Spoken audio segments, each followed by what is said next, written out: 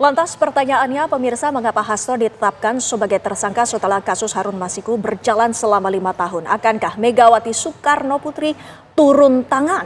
Dan untuk membahasnya, pemirsa, telah bergabung bersama kami kuasa hukum Sekjen PDI Perjuangan Hasto Kristianto, Alphonse Kurnia Palma, kemudian mantan penyidik senior KPK yang bergabung bersama kami di studio, Muhammad Praswat Nugraha, dan juga pakar hukum pidana Profesor Muzakir. Selamat petang semuanya.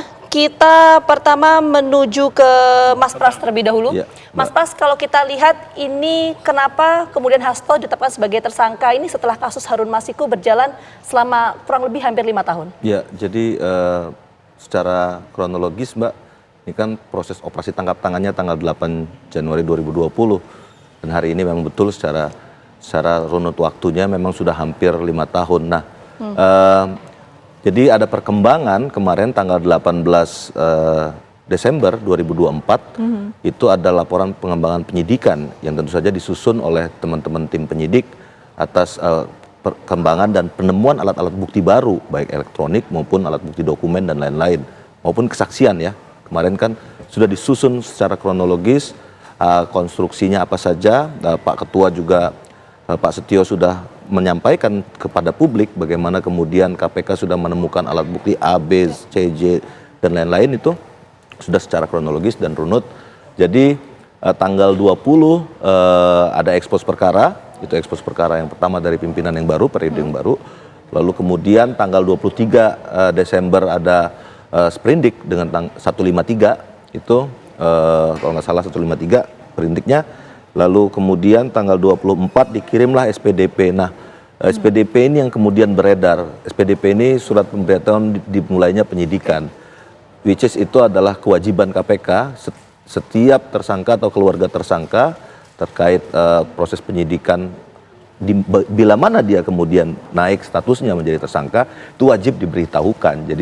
Jadi tidak boleh diam-diam kita menetapkan tersangka, terutama terhadap dirinya. Jadi ini terkait dengan hak asasi manusia, dia wajib untuk diberitahu sehingga bisa memberikan kesempatan untuk dirinya untuk melakukan pembelaan diri, menyampaikan alat bukti tambahan, atau misalnya bisa menyampaikan alibi dan lain-lain gitu, Mbak. Jadi konstruksi hukum pidananya seperti itu. Nah, hari ini kenapa kok setelah 5 tahun, saya belum membaca nih surat laporan pengembangan penyidikannya seperti apa, LPP-nya itu apa, Mbak. Jadi kita di dalam saat melakukan penyidikan itu sudah biasa. Jadi ada Lapbang Dik, ada Lapbang Tut. Jadi ada laporan pengembangan penyidikan, itu kami yang menyusun, penyidik-penyidik dulu. Ada Lapbang Tut itu dari nanti bergelarnya sidang penuntutan, itu nanti jaksa penuntut umum kami, KPK, itu akan menyusun laporan perkembangan penuntutan untuk menetapkan tersangka baru. Nah, yang harus kita garis bawahi juga, Pak Hasto ini ditetapkan tersangkanya pasal 5, artinya pemberi. Jadi mestinya konstruksinya dia bersama-sama saat itu memberi kepada Pak Wahyu sebagai penyelenggara negara dari KPU bersama-sama dengan Pak Harun Masiku, begitu. Nah, menurut penuturan dari mantan penyidik senior KPK juga, Novel Baswedan juga sempat menyatakan bahwa sebenarnya Hasto Kristianto ini sempat diusulkan sebagai tersangka pada tahun 2020. Mengapa pada saat itu tidak ditetapkan dan justru ditetapkan 5 tahun kemudian yang sebenarnya tidak ada apa-apa dalam kurun waktu tersebut? Apakah karena ada kepergantian pimpinan dari KPK itu juga mempengaruhi? Saya pikir kita sudah menunggu ini lama ya, memecah kebuntuan ini secara 5 tahun. Jadi dari tim saya tergabung dalam proses pengejaran Harun Masiku. Proses sidiknya sendiri, ada tim khususnya sendiri, ada satgas sidiknya sendiri, dan satgas OTT-nya juga sendiri. Jadi ini ada 3 satgas tidak-tidaknya, Mbak, yang bergerak dengan berbeda-beda. Sistem di KPK memang didesain seperti itu, Mbak, agar kalau misalnya ada satu satgas yang masuk angin, 2 satgas lainnya tidak. Jadi misalnya, jadi Satgas OTT, Satgas Sidik, sama Satgas DPO-nya itu berbeda-beda. Kebetulan saya masuk dalam Satgas Pengejaran DPO, jadi mungkin saya bisa menjelaskan dari A sampai Z terkait proses pencarian Harun Masiku. Namun kalau untuk proses LPP-nya itu memang mestinya Satgas Penyidikannya ya, Mas Rosa dan kawan-kawan yang bisa menjelaskan seperti apa proses perjalanan ini dan bagaimana kemudian alat-alat bukti tambahan itu ditemukan. Oke, Jadi, baik, kita menuju ke Bang Alphonse. Bang Alphonse, kalau dari kuasa hukum Mas Hasto ini melihatnya seperti apa? Penetapan status tersangka terhadap Hasto Kristianto dilakukan 5 tahun ya setelah kasus ini bergulir. Ya, terima kasih. Nah, pertama-tama negara kita kan negara hukum ya. Nah, di situ segala perbuatan-perbuatan yang dilakukan itu berbasiskan pada hukum. Nah, itu tidak terkecuali harus dilakukan oleh KPK itu sendiri. Nah, dalam konteks penentuan adanya dugaan tindak pidana dan penetapan seorang tersangka, itu kan memang harus disertai dengan bukti-bukti yang kuat, gitu kan. Nah, kalau misalnya saya itu membahasakan menjadi beyond reasonable doubt, itu kan dikatakan sebagai ambang batas keraguan untuk menetapkan seseorang atau menetapkan suatu peristiwa ada dugaan tindak pidana atau tidak. Gitu. Nah, dalam konteks ini kan dikatakan tadi bahwa apakah memang sudah ada alat bukti yang kuat yang tidak bisa dipungkiri bahwa itu merupakan dugaan tindak pidana dan klien kami merupakan orang yang melakukan itu. Gitu. Ya. Nah, sebagaimana yang dikatakan tadi bahwa sebenarnya kan alat-alat bukti itu yang harus diuji. Apakah memang benar, misal contohnya ada bukti elektronik yang pernah disita ya tanpa adanya dasar hukum, itu bisa dikatakan sebagai suatu alat bukti. Gitu. Karena ini kan terkait dengan adanya suatu prinsip dasar sesuatu hal yang melawan hukum itu tidak bisa dijadikan alat bukti. Itu yang pertama. Gitu kan. Dan kemudian yang kedua, ini terkait dengan apakah memang keterangan-keterangan yang diberikan oleh saksi-saksi ini memang merujuk atau merefer langsung kepada klien kami. Nah, itu menjadi suatu pertanyaan-pertanyaan yang mendasar sih sebenarnya gitu kan. Sehingga dinyatakan di situ ada dua hal yang dinyatakan ada peristiwa dugaan tindak pidana, yaitu pertama menghambat penyidikan dan kemudian kedua itu melakukan bersama-sama melakukan penyuapan, begitu. Nah, ini menjadi penting karena apabila di situ masih di bawah ambang batas keraguan, nah ini dipertanyakan apakah memang itu bisa dikatakan suatu proses hukum yang proper, begitu.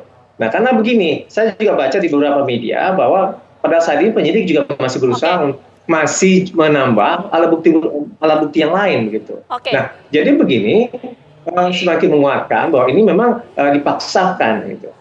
Nah, oleh sebab itu makanya agak sulit bagi kami untuk mengkiri bahwa di sini ada dimensi-dimensi politik terkait dengan ini.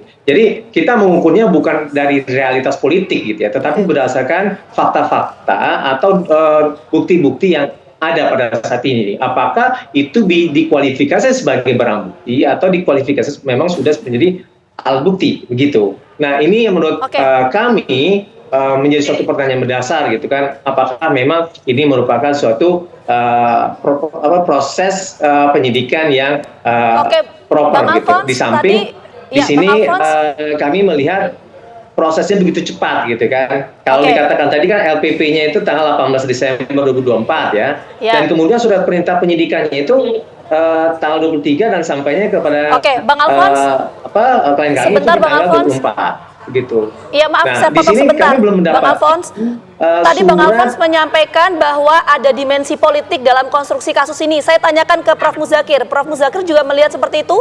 Ada unsur politis di balik penetapan status tersangka terhadap Hasto Kristianto? Prof. Muzakir? Ya, kalau saya berpendapat bahwa Pak Hasto itu memang politikus ya. Kalau politikus itu mau disodok dimensi politiknya, ya ada hubungan dengan politik gitu. Tapi kalau dia diproses disebabkan karena tindak pidana terhadap perbuatan yang dilakukan sendiri, ya tidak hubungan dengan politik, ya mungkin saya bisa mengatakan bahwa itu adalah murni sebagai tindak pidana. Ya. Jadi tergantung nanti dimensinya mau kemana ini proses-proses itu. Yang paling penting saya ingin sampaikan begini, memang background dari perkara yang dipermasalahkan tadi itu adalah urusan politik ya, terkait dengan masalah pemilu. Ya. Jadi kalau pemilu ini, kalau kasus yang sedang dibahas ini adalah melibatkan satu namanya Harun Masihu, yang kedua melibatkan namanya partai politik PDIP, yang ketiga melibatkan KPK karena dia menangkap, tadi disebutkan dia menangkap tertangkap tangan proses pemberian suap atau penyuapan itu. Dan yang ketiga adalah KPU. Nah, yang ini menjadi masalah adalah Hasto ini konteksnya apa? Apakah dia konteks politiknya itu atau konteks dia adalah hubungannya dengan KPU menyuap? Saya jujur aja sampai hari ini teman-teman penyidik belum mengungkapkan secara ringkas tentang dia itu buktinya apa kalau untuk menetapkan dia sebagai tersangka itu apa gitu. Apakah larinya Harun Masihu atau tadi disinggung-singgung terkait dengan penghalangan penyidikan? Saya kira sampai hari ini saya belum memperoleh informasi yang valid.